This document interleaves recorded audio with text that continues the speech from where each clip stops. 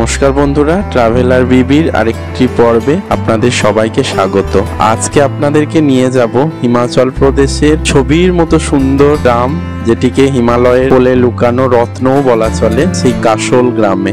হিমাচল প্রদেশ রাজ্যের কুলু ডিস্ট্রিক্টে এই কাসোল পার্বতী নদীর তীরে অবস্থিত একটি অপূর্ব প্রাকৃতিক সৌন্দর্যের খনি। তো আপনারা যারা ব্যাকপ্যাকার্স, সোলো ট্রাভেলার অথবা ছোট ছোট বন্ধুদের গ্রুপ করে কোনো অফবিট জায়গায় যেতে চাইছেন, তারা অবশ্যই এই ভিডিওটি দেখুন এবং চলে আসুন কাসোলে। এই কাসোল ভ্রমণ পূর্ণ ব্লগ আমি তুলে ধরার চেষ্টা করেছি। এখানে রয়েছে দুটো ট্রেকিং, তাই ভিডিওটি সম্পূর্ণ দেখার অনুরোধ রইল। ভিডিওটি ভালো লাগলে চ্যানেলটিকে সাবস্ক্রাইব করবেন, ভিডিওটিকে লাইক শেয়ার করুন।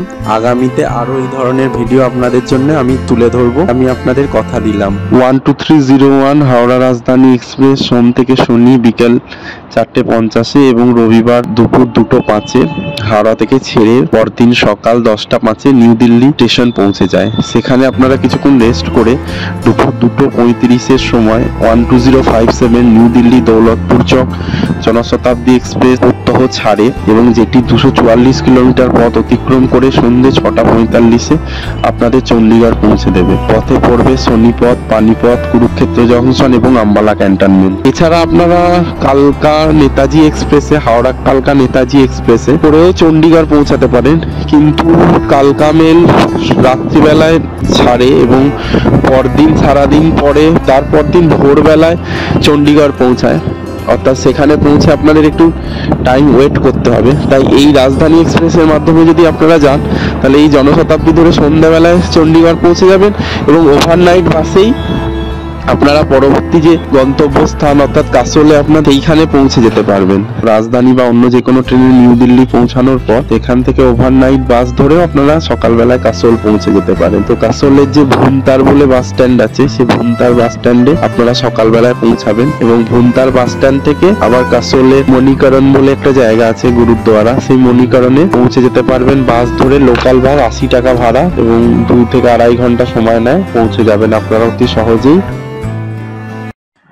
কাসোলে পৌঁছানো তো হলো, এবার কাসোলে থাকার জায়গা খুঁজতে হবে। তো কাসোলের যে মেন মার্কেট, তার আশপাশে সতী নদীর ধারে ধারে অনেক হোমস্টে রয়েছে। তো আমি যে হোমস্টেটায় ছিলাম সেটির নাম হচ্ছে ডিপ ফরেস্ট। অ্যাকচুয়ালি হোমস্টে নয়, এটা হোটেল বলাই ভালো। তো এখানে আমি খুবই কম টাকায় অ্যাকোমোডেশন পেয়ে গেছিলাম, যেহেতু তখন অফ সিজন ছিল। আমার কাছে মাত্র 1000 টাকা নিয়েছিল। হোটেলটি, তার বৈশিষ্ট্য হচ্ছে এটি একটু উঁচুতে অবস্থিত, মার্কেট থেকে সামান্য উপরে অবস্থিত। তো সেখান থেকে আশেপাশে খুব সুন্দর ভিউ পাওয়া যায়। পাহাড়ের উপর থেকে, হোটেলের উপর থেকে আপনারা দেখতে পাবেন যে পার্বতী নদী বয়ে চলেছে। দূরে পাহাড়গুলো বরফের, সেগুলো দেখা যায় এবং চারিদিকে পাইনের বন। তো আমার খুব ভালো লেগেছিল। তো এইবার হোটেলের একটা রুম ট্যুর হয়ে যায়। তো হোটেলের মধ্যে দিয়ে প্রবেশ করার সময় দেখবেন এখানে নিচে খেলার জন্য, ইনডোর গেমসের জন্য অনেক ব্যবস্থা করে দেওয়া আছে। তারপর সিঁড়ি বেয়ে উপরে উঠলাম। এই হচ্ছে আমার রুমটা। তো রুমগুলো বেশ স্পেশিয়াস, দুজন আরামসে থাকতে পারে। বেডগুলো সুন্দর এবং রুমে যা যা অ্যাক্সেসরিজ দরকার সব রয়েছে। আর যেহেতু পাহাড়ে একটু ঠান্ডা জায়গা, তাই আপনারা দেখে নেবেন বাথরুমটা কীরকম। তো বাথরুমের একটা ট্যুর দেখাচ্ছি এখন। তো বাথরুমও মোটামুটি পরিষ্কার পরিচ্ছন্ন, ঝাঁ চকচকেই ছিল এবং গিজারও ব্যবস্থা ছিল। তো আপনারা হোটেলে, যে হোটেল বা হোমস্টেটি চেক ইন করছেন, সেখানে জেনে নেবেন যে গিজারের ব্যবস্থা আছে কিনা এবং সেটা 24 আওয়ার্স সার্ভিস দেয় কিনা। এই হোটেলের জানলা থেকেও খুব সুন্দর ভিউ পাওয়া যায়, সেটি আমি ভিডিওর এই অংশে তুলে ধরেছি। এছাড়াও আপনারা মণিকরণ গুরুদ্বারাতে সম্পূর্ণ বিনামূল্যে থাকতে পারেন। এখানে শুধু আপনাদের আধার কার্ড দিয়ে রেজিস্ট্রেশন করতে হবে। মণিকরণ গুরুদ্বারা ভ্রমণের কাহিনী আমি ভিডিওর পরবর্তী অংশে তুলে ধরেছি। হোটেলে চেক ইন করার পরে আবার চলে এসেছিলাম কাসোলের মেন মার্কেটে, যেটি আমার হোটেল থেকে মাত্র 1 মিনিটের হাঁটা পথ। সেখানেই আসে ভুনতার থেকে মণিকরণ যে বাসগুলো, সেগুলো সেখানেই এসে দাঁড়ায়। তো আমি ওই বাসে করেই ভুনতার থেকে কাসোলের মেন চকে নেমেছিলাম। তো সেই বাসগুলোই মণিকরণ পৌঁছায়। তো এই বাসগুলোতে মাত্র 10 টাকা ভাড়া দিয়ে পৌঁছে গেছিলাম মণিকরণ গুরুদ্বারার সামনে। তো দর্শক বন্ধুদের উদ্দেশ্যে বলবো, এই মণিকরণ গুরুদ্বারা হচ্ছে কাসোলের পার্বতী নদীর তীরে অবস্থিত শিখদের একটি পবিত্র দর্শনীয় স্থান। তো এখানে একটি উষ্ণ প্রস্রবণ আছে। তো আপনারা যদি চান যে উষ্ণ প্রস্রবণে অর্থাৎ গরম জলে স্নান করবেন, যেমন আমাদের বক্রেশ্বরে আছে, পশ্চিমবঙ্গের বক্রেশ্বরে আছে বীরভূম জেলায়, সেই রকম এখানেও আছে। একটি গুরুদ্বারার নিচে এবং একটি বাইরের দিকে আছে। তো আপনারা এসে এখানে স্নান করতে পারেন। মণিকরণ গুরুদ্বারার ভিতরে আপনারা ঢুকে গুরুদ্বারা দর্শন করতে পারেন এবং এখানে ফ্রিতে খাওয়া দাওয়ার ব্যবস্থা আছে। তো এখানে সবসময় লঙ্গর চলে, তো এইখান থেকে খাবার দাবার খেয়ে নিতে পারেন। খাবার দাবার খুবই সুস্বাদু, ভাত ডাল এবং এটি কারি দেওয়া হয়, সেটা আমি দেখিয়েছি ভিডিওর এই অংশে। তো এখানে আরেকটা দর্শক বন্ধুদের জন্য আরেকটা গুরুত্বপূর্ণ ইনফরমেশন শেয়ার করে রাখি, সেটা হচ্ছে এখানে আপনারা থাকতেও পারেন ফ্রিতে। এখানে ডরমেট মানে বেড পাতা আছে এবং একটি করে লকার আপনাদের দেওয়া হবে। তো আপনারা জাস্ট আধার কার্ডটি আনবেন এবং সম্পূর্ণ বিনামূল্যে এই গুরুদ্বারাতে থাকতে পারেন। এরপর চলে গেছিলাম মণিকরণ গুরুদ্বারার কাছে যে শিব মন্দির আছে, একটি ফেমাস শিব মন্দির আছে। তো শিব পুরাণ অনুসারে ভগবান শিব এবং পার্বতী দেবী দীর্ঘ তপস্যার পর এখানে এসেছিলেন এবং এই জায়গার সৌন্দর্য মোহিত হয়ে প্রায় 1000 বছর এখানে বাস করেছিলেন। তো একদা এই পার্বতী নদীর তীরে ঘোরার সময় দেবী পার্বতীর কানের মণি হারিয়ে গেছিল। তো তিনি শিবকে সেটি এসে জানান। তখন মহাদেব শেষনাগকে বলেন সেই মণিটা খুঁজে বার করতে, কিন্তু শেষনাগ অসফল হয়। শেষে মহাদেব তার তৃতীয় নেত্র খোলেন এবং তার ক্রোধ থেকে বলা হয় যে এখানে এই উষ্ণ প্রস্রবণগুলো তৈরি হয়েছে। যাই হোক, এটা হলো পুরাণের কথা। তো আপনারা এখানে এলে দেখতে পারবেন কি সুন্দর পার্বতী নদী বয়ে যাচ্ছে। জায়গাটা বেশ শীতল ঠান্ডা জায়গা, কিন্তু এখান থেকে সর্বদা গরম জলের ধোঁয়া বেরিয়ে যাচ্ছে চলেছে এবং জল এতটাই গরম যে এখানে চাল দিলে চাল অনেকে ডোনেট করেন যাতে ভাত হয়। তো আপনারা যদি কাসল আসেন, এই গুরুদ্বারা এবং শিব মন্দির অবশ্যই ভ্রমণ করবেন। পার্বতী নদীর তীরে অপূর্ব এই মন্দিরগুলো আপনাদেরকে মোহিত করে যাবে, এটি আমি আপনাদের কথা দিলাম। এরপর আবার ওই বাসে করেই ফিরে এসেছিলাম কাসলের মেন মার্কেটের চকে। এরপর আপনারা ভ্রমণ করতে পারেন কাসলে একটি ন্যাচারাল পার্ক অর্থাৎ নেচার পার্ক রয়েছে, সেটি 20 টাকা এন্ট্রি ফি দিয়ে আমি ঢুকেছিলাম। সেটি সেখানে বিভিন্ন ধরনের নেচারের জিনিসপত্র রয়েছে। এরপর চলে গেছিলাম পার্বতী নদীর ধারে। এই নেচার পার্কের পেছনের দিকেই পার্বতী নদীর ধারে একটি অপূর্ব সুন্দর ব্রিজ আছে, সেখানে বসে কিছুক্ষণ সময় অতিবাহিত করেছিলাম। এখানে অনেক সোলো ট্রাভেলাররাই এসে বসে থাকে এবং এখান থেকে খুব অপূর্ব সুন্দর সূর্যাস্তের শোভা আমি উপভোগ করেছিলাম। তো এই সূর্যাস্তের শোভা আপনাদের কেমন লাগলো দর্শক বন্ধুরা অবশ্যই কমেন্ট করে জানাবেন। এইভাবে আমি কাসলের ডে 1 অতিবাহিত করেছিলাম এবং এটি রাত্রিকালীন কাসলের একটি ছবি। যেহেতু আমার ক্যামেরায় চার্জ শেষ হয়ে গেছিল তাই রাত্রের ভিডিও আমি করতে পারিনি, তাই এই ছবিটি দিলাম রাত্রের কাসল কতটা সুন্দর সেটা আপনাদের দেখানোর জন্য। গুড মর্নিং বন্ধুরা, কাসলের দ্বিতীয় দিনে আপনাদের সবাইকে স্বাগত জানাই। সকালবেলায় উঠে দেখলাম একটি রোদ ঝলমলে আকাশ এবং সুন্দর কাসল শহর। তো সকালে উঠেই দেখলাম খুব খিদে পেয়ে গেছে, তাই নিচে গিয়ে ব্রেকফাস্ট সারলাম। তো এখানকার আমার দুটো ফেমাস আইটেম ভালো লেগেছে ব্রেকফাস্টের জন্য।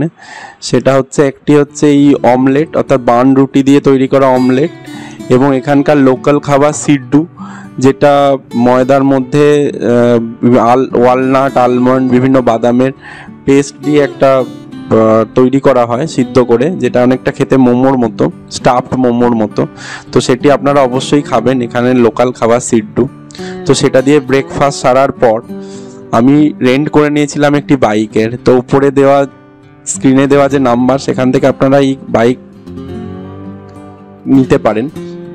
এখানে ঘোরার জন্যে বাইক পাওয়া যায়। তো দিনে প্রায় 700 টাকা মতো নেয়। এখানে আপনাদের ড্রাইভিং লাইসেন্স লাগবে এবং যেহেতু আশেপাশে কোনো পেট্রোল পাম্প নেই, দূরে দূরে আছে, তাই এখান থেকে আপনাদের পেট্রোল নিতে হবে। 1 লিটারের কন্টেনার বিক্রি হয়, 100-150 টাকা করে নেয়। তো এই 1 লিটার পেট্রোল আপনি ভরতে পারেন, সঙ্গে আরও স্পেয়ার পেট্রোল আপনারা নিতে পারেন। সেটি আনইউজ থাকলে আবার দোকানে ফেরত দিলে আপনাদের টাকা দেবে। এবং এই ড্রাইভিং লাইসেন্স আধার কার্ড দিয়ে আপনাদের এখান থেকে গাড়ি নিতে হবে এবং গাড়ি সারাদিনের জন্যে আপনাদের 700 টাকা নেবে। তো আপনারা আশেপাশে কাসল ঘুরে দেখতে পারেন। তো যারা সোলো ট্রাভেলার তাদের জন্য এই বাইক খুবই সহজে উপলব্ধ হয়েছে এখানে এবং বাইকে করে ঘোরা আমার খুবই ভালো লেগেছে। তো বাইক নিয়ে আমি যাচ্ছি কোথায় সেটাই প্রশ্ন। তো কাসলে আমি বলে রাখি, কাসলে অ্যাকচুয়ালি আশেপাশে ছোটোখাটো কয়েকটি ট্রেক হয়, যেমন ক্ষীরগঙ্গা ট্রেক, তোস ভিলেজ, গহন ভিলেজ, মালানা ভিলেজ। তো আমি এই ভিডিওতে দুটি জায়গায় ট্রেক করেছিলাম পরবর্তী দুদিনে। তো একটি হচ্ছে আজকে এখন চলেছি মালানা ভিলেজে, তার জন্য আমি এই বাইকটি ভাড়া করেছিলাম, অর্থাৎ স্কুটিটি ভাড়া করেছিলাম। তো এর পরবর্তী অংশে আমি দেখাবো কিভাবে আমি মালানা ভিলেজ পৌঁছেছিলাম ট্রেক করে, এবং স্কুটিতে করে যাওয়ার পর কিছুটা ট্রেক করেও যেতে হয়, তো সেটি আমি সম্পূর্ণ এই অংশে তুলে ধরেছি, তাই এই অংশটা দেখার অনুরোধ রাখলাম। তো আমি বাইক ভাড়া করে আমার ভাড়া পাগলা বাইক নিয়ে এগিয়ে চললাম মালানা ভিলেজের দিকে। তো কাসোল থেকে মালানা ভিলেজ মোটামুটি 10 কিলোমিটার আপনাদের এই গাড়িতে করে যেতে হবে। তো পাহাড়ি আঁকা বাঁকা পথে সুন্দর সুন্দর দৃশ্য দেখতে দেখতে, ওয়াটারফলস, বিভিন্ন পাহাড়ের টার্নিং এবং সুন্দর দৃশ্য দেখতে দেখতে পৌঁছে গেলাম মালানা যাওয়ার যে বেসমেন্ট সেখানে। তো এই বেসমেন্টে আপনাদের পার্কিং করতে হবে গাড়ি। তো সেখানে পার্কিং করে এবার শুরু করলাম হাঁটা। আপনাদের ট্রেকিংয়ের স্পিডের ওপর ডিপেন্ড করে আপনারা পৌঁছাবেন মালানা ভিলেজে। তো মোটামুটি ধরে নিন 1 থেকে 2 ঘন্টা সময় লাগবে ট্রেকিং করতে, এবং পথের দৃশ্য খুব সুন্দর। যখন উঠবেন দেখবেন চারিদিকে ঘন সবুজ পাইনের বন, এবং ধীরে ধীরে ট্রেক করতে করতে আপনারা পৌঁছে যাবেন মালানা ভিলেজে। তো এই মালানা ভিলেজটা আমি কেন চুজ করলাম তার কারণ হচ্ছে মালানা ভিলেজটা আমার খুব ইন্টারেস্টিং লেগেছে। তো এখানে এখানকার লোকজন এদেরকে যমদগ্নি মুনির অ্যানসেস্টার ভাবে, এবং এখানে একটি মন্দির আছে। তো এখানে মন্দিরে লেখা ছিল যে এখানে যদি আপনারা এদের স্থানীয় লোকজনদের টাচ করেন বা হাগ করেন, হ্যান্ডশেক করেন, তাহলে এখানে আপনাকে ফাইন দিতে হবে 1000 টাকা, 1000 থেকে 3000 টাকা জরিমানা হবে আপনাদের। তো এখানে ইন্ডিয়ান কনস্টিটিউশন লাগু হয় না, এদের নিজস্ব আইন আছে। তো সেটি আমি এই মালানা ভিলেজে ঢোকার সময় লেখা থেকে দেখলাম।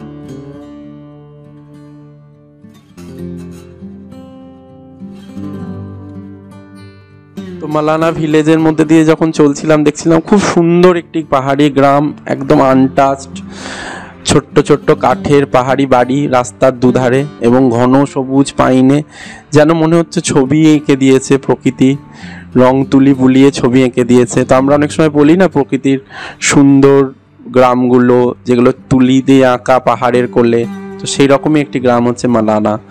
তো মালানা ভিলেজে আপনারা অবশ্যই আসবেন, কাসোল এলে এভাবে ট্রেক করে আসবেন, খুব ভালো লাগবে আপনাদের।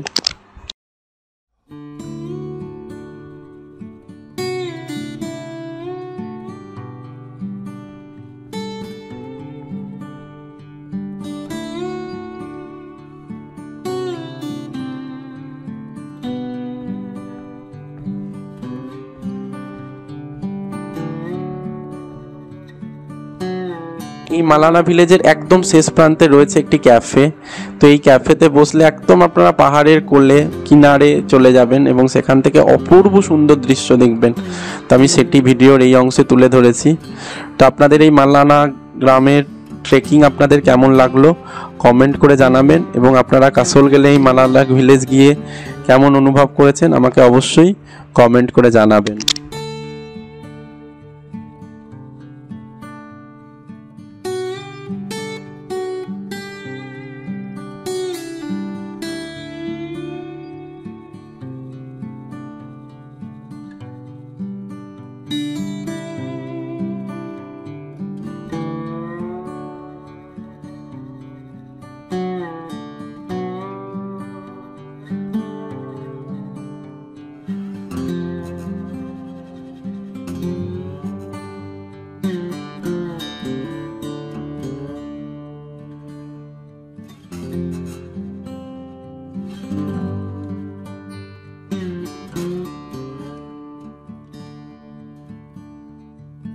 এরপর আমি মালানা ভিলেজ থেকে আবার নেমে এসেছিলাম ট্রেক করে, এবং আমার পার্কিংয়ে থাকা গাড়ি নিয়ে ফেরত এসেছিলাম কাসোলে, এবং পথে পড়েছিল একটি প্রাচীন শিব মন্দির।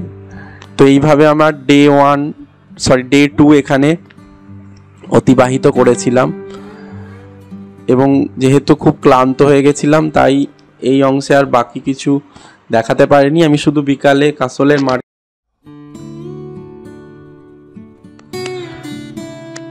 গুড মর্নিং, কাসোলের ডে 3 পর্বে সবাইকে স্বাগত জানাচ্ছি। তো এই অংশে আমি তুলে ধরেছি আমার তৃতীয় দিনে আমি গেছিলাম সুন্দর একটি গ্রাম গ্রহণ ভিলেজ, সেটি ট্রেকিং করতে। তো আমি যে হোটেলটায় ছিলাম সেটি হচ্ছে ডিপ ফরেস্ট, যেটি আমি আগেই তুলে ধরেছি। তো এই ডিপ ফরেস্টের পাশেই রয়েছে কানাভার অভয়ারণ্যের গেট। তো আমাকে হোটেলের থেকে আমি জানলাম যে এখান থেকে গ্রহণ ভিলেজে ট্রেকিং হয়, সেখানে গিয়ে আপনি ফিরে আসতে পারেন। তো আর কিছু না ভেবে আমি বেরিয়ে পড়লাম। তো পথেই দেখলাম পার্বতী নদী বয়ে আসছে এবং অসম্ভব সুন্দর আশেপাশের অভয়ারণ্য। তো এই কানাভার অভয়ারণ্যের মধ্যে দিয়ে আপনারা হেঁটে হেঁটে ট্রেক করে চলে যেতে পারবেন গ্রহণ গ্রামে। তো পথে দেখলাম অনেক লোকজন ট্রেক করে করে যাচ্ছে আমার সঙ্গে সঙ্গে। তো গ্রহণ ভিলেজের কিছুটা পার্ট আপনারা এখান থেকে এই যে জিনিসপত্র নিয়ে যায় যে ট্রাক, সেই ট্রাকগুলোতে চেপেও যেতে পারেন। তো তারা কিছুটা পার্ট আপনাদের গ্রহণ ভিলেজে ছেড়ে দেবে, যদিও আমি পুরোটাই ট্রেকিং করে গেছিলাম এবং তারপর সেখান থেকে ফিরে এসেছিলাম।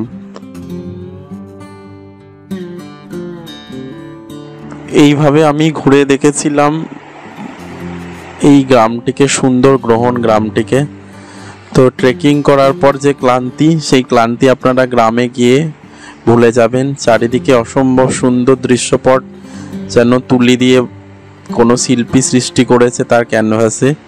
তো সেই পুরো গ্রামের ট্যুরটি রইল। তো আপনাদের অনুরোধ রইল এই অংশটিকে স্কিপ না করে পুরো ভিডিওটি দেখার, তাহলে দেখতে পাবেন একটা অতি সুন্দর গ্রাম কিভাবে নেচারের মধ্যে এক্সিস্ট করে, যেটা এখনো আমাদের শহরের কোলাহল থেকে সম্পূর্ণ দূরে এবং আনটাচড।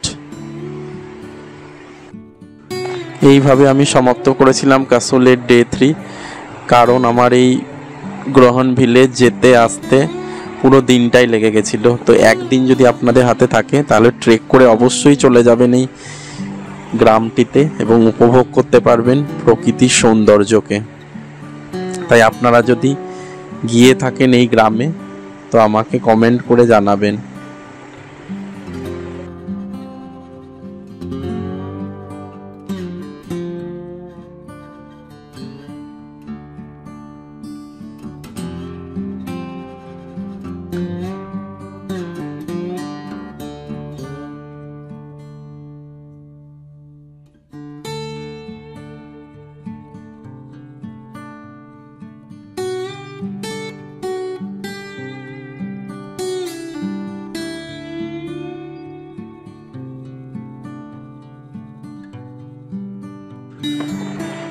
তো একদম চলে এসেছি ভিডিও শেষ পর্যায়ে। এভাবে আমি সুন্দর 3টি দিন কাসোলে অতিবাহিত করেছিলাম ট্রেকিং করে পৌঁছেছিলাম মানালা গ্রামে এবং তার সঙ্গে সঙ্গে পৌঁছেছিলাম গ্রহণ গ্রামে। এছাড়াও অবশিষ্ট রয়ে গেছিল ক্ষীরগঙ্গা এবং তোষ ভিলেজের ট্রেকিং, সে দুটো আমি করতে পারিনি। তো ভবিষ্যতে কোনো দিন যদি আবার কাসল যাওয়ার সৌভাগ্য ঘটে তাহলে আমি অবশ্যই সেই গ্রাম দুটিকে ট্রেকিং করে যাব এবং আপনাদের কাছে তুলে ধরব। তো এইভাবে এই জার্নি সমাপ্ত করে আমি পৌঁছে গেছিলাম বাস ধরে ভুন্তার এবং ভুন্তার থেকে কুলুতে। তো কুলু থেকে আমার পরবর্তী মানালির দিকে যাওয়ার প্রোগ্রাম ছিল। তো এই ভিডিওটি আজকে এই পর্যন্তই। ভিডিওটি ভালো লাগলে লাইক শেয়ার করার অনুরোধ রইল এবং চ্যানেলটিকে সাবস্ক্রাইব করে রাখবেন যাতে এই ধরনের ভিডিও আমি ভবিষ্যতে আপনাদের কাছে আরও তুলে ধরতে পারি। সকলকে অসংখ্য ধন্যবাদ ভিডিওটিকে সম্পূর্ণ দেখার জন্য। Thank you one and all.